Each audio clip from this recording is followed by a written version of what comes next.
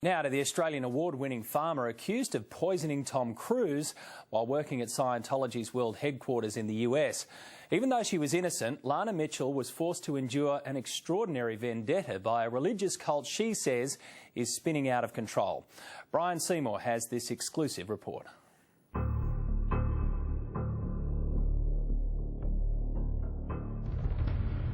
I definitely think that he's lost touch with reality. You have to understand, people that go to work for Scientology expect to be abused. In terms of Tom Cruise, the two of them have created this bond and this friendship that seems to be, well, it's been said before, but unnaturally close. The movie star and the Messiah, both are just men. Men who have had a terrible and lasting impact on the life of Lana Mitchell.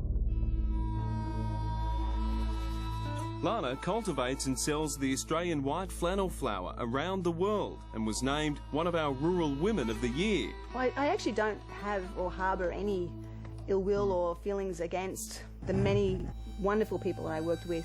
Lana worked at Scientology's international base in California, the home of its reclusive leader, David Miscavige. David Miscavige lives a lifestyle that very few people actually know about. He lives a life of royalty.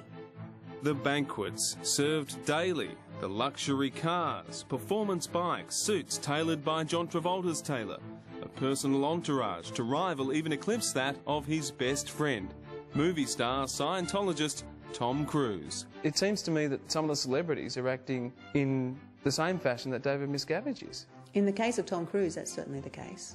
Daily meals for the leader came every few hours, featuring the best of the best. When Tom Cruise came to visit, no effort or expense was spared, and that's when it all came to a head. Tom Cruise got food poisoning. He apparently ate a prawn that was off, shrimp as they call it in the US. He ate a prawn that was off and he had food poisoning. There was an investigation that ensued, and they decided that I was responsible because I had taken it out of the freezer and defrosted it under cold running water. And so I was removed and essentially not allowed to see my husband. I was just simply removed from the property and told that I was offloaded. Lana lost her job, her home, her family and her friends in one fell swoop. I was given no opportunity to defend myself, but they needed a head on a pike, as they call it. They needed somebody to shoot, and Tom Cruise got food poisoning. Somebody needs to go. So, yeah, that was it. That was the end of me at the international headquarters of Scientology. I was sent to hard labour. So you were going into your punishment just as Tom Cruise was about to get his Freedom Medal of Valor. That's true. I never thought of that. Yeah, that's true. Katie Holmes ought to be upset. This is the kind of thing that a lot of people in Hollywood should be concerned about, that Scientology retaliates against people who dare to criticize them, including the South Park crew. Dad, Tom Cruise won't come out of the closet. In New York, Tony Ortega has been publishing stunning insights into Scientology for more than a decade.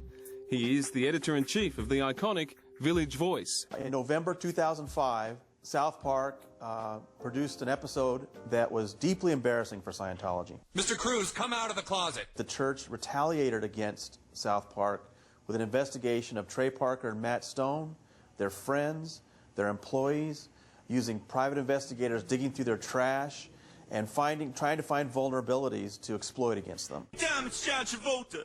Oh, hey, John. John, you gotta come out of the closet. Oh, my God. Tom Cruise reportedly refused to promote his movie War of the Worlds on certain networks unless Comedy Central promised not to repeat this South Park episode. Tom Cruise, John Travolta, and R. Kelly have all come out of the closet.